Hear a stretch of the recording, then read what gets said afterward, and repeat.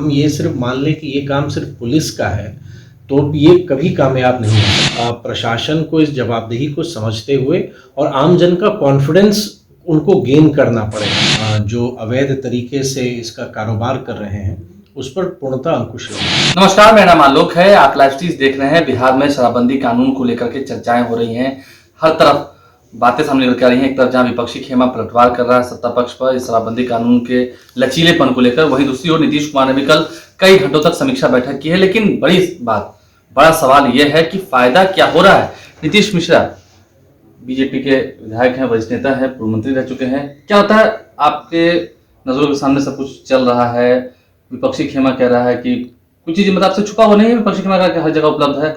तो कल जो समीक्षा बैठक हुई, पहले बताइए फायदा कितना हो रहा है? नहीं, देखिए, एक तो क्योंकि ये जो बिहार में शराबबंदी का जो निर्णय था, ये सबों की सर्वामत अनुमति से हुआ, मतलब सभी राजनीतिक दलों ने इसके लिए सहमति दी थी। और अब तो लगभग 5 वर्ष से अधिक हो गए हैं शराबबंदी के। तो इस बात से इनकार नहीं किया जा सकता है कि बिहार ने एक बहुत बड़ा कदम उठाया, बहुत बड़ा निर्णय लिया और सामाजिक सौहार्द बढ़ाने में, क्योंकि इस बात से कोई इनकार नहीं करेगा कि ग्रामीण अंचलों में या जो इसको लेकर के जो घर परिवार में जो एक टकराहट, क्लेश की जो परिस्थिति हो रही थी, उसमें बहुत फ़ायदा इसका हुआ है। कल माननीय मुख्यमंत्री जी ने समीक्षा की और बहुत लंबी समीक्षा हुई है। लेकिन इस बात से भी इनकार नहीं किया जा सकता है कि घटनाएं हो रही हैं, शराब उपलब्ध भी हो जा रहा है। तो ये एक ज़रूर गंभीर विषय भी है और प्रशासन के लिए और सरकार के लिए ये चिंता का विषय है। और माननीय मुख्यमंत्री जी ने जो समीक्षा की है, जवाबदेही बांटी है और एक जो सीरियसनेस सरकार का है या जो हमारे नेतृत्वकर्ता का है कि नहीं, इसको कंप्लीट बंद होना है और अगर कहीं किसी स्तर पर कमी हो रही है तो उस पर कार्रवाई भी होगी। तो मुझको लगता है कि कल के समीक्षा के बाद जो हमारा प्रशासनिक तंत्र है वो और गंभीर होगा। और मुझको लगता है कि आने वाले समय में जो इसमें कहीं ना कहीं से जो शराब के कुछ ऐसे लोग, आप जो तंत्र हैं जो अवैध तरीके से इसका कारोबार कर रहे हैं, उस पर पूर्णतः अंकुश लगेगा।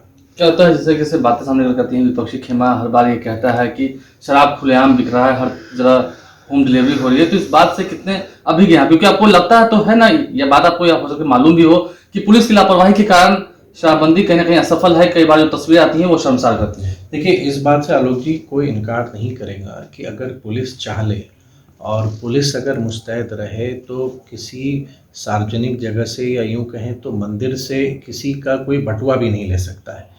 और ये अगर कहीं इस तरह का अगर ट्रांजिट हो रहा है या ट्रांसपोर्ट में जा रहा है, तो कहीं ना कहीं जो लोकल थाने होते हैं उनकी कहीं ना कहीं संलिप्तता, इसको आप कह लें, या उनके स्तर से कर्तव्यहीनता होती है, तभी ये होता है। तो अगर पुलिस प्रशासन अगर चाह ले तो ना किसी गांव में या किसी शहर में अवैध कारोबार शराब का होगा, ना कभी आपको इस तरह से घटनाएं सुनने को मिलेंगी कि कहीं पे स्थानीय स्तर पर, लोकल स्तर पर लिकर बनाया जा रहा था। तो पुलिस की जवाबदेही बहुत बड़ी है, इसमें कोई संदेह नहीं है।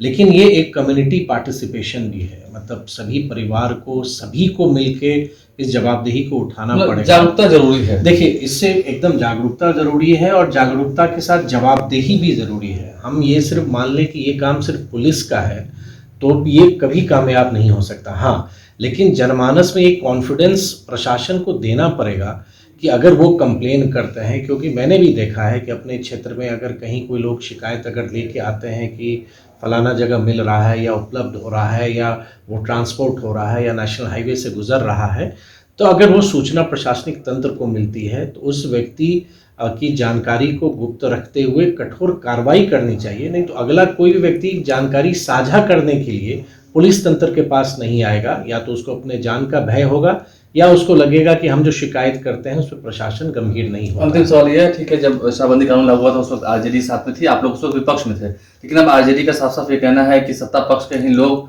शराब बिकवा रहे हैं, उनकी संलिप्तता है बड़े बड़े धंधेबाजों के साथ।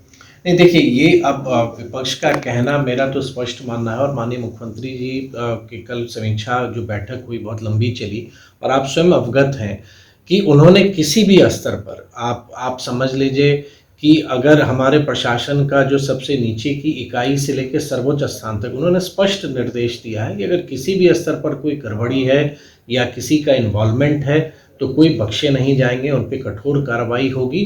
तो मुझे पूरा विश्वास है कि प्रशासन को इस जवाबदेही को समझते हुए और आमजन का कॉन्फिडेंस उनको गेन करना पड़ेगा, मतलब एक आमजन का विश्वास वो बढ़े कि नहीं, अगर उनके पास कोई सूचना आती है तो वो कार्रवाई करें, और जो थाना या किसी कर्मी या सरकारी कर्मी की कहीं भी इन्वॉल्वमेंट होती है तो जल्द से जल्द कार्रवाई होनी चाहिए, नहीं तो लोगों का जो एक विश्वास है वो फिर कहीं ना कहीं वो टूटता है। देखिए, विश्वास पुलिस से न टूटे, पुलिस प्रशासन से न टूटे, कुछ इसकी कवायद तो सरकार ने की है, लेकिन हाँ, पुलिस महकमे के साथ साथ अब आम लोगों को भी लगना होगा ताकि शराबबंदी कानून सफल हो सके।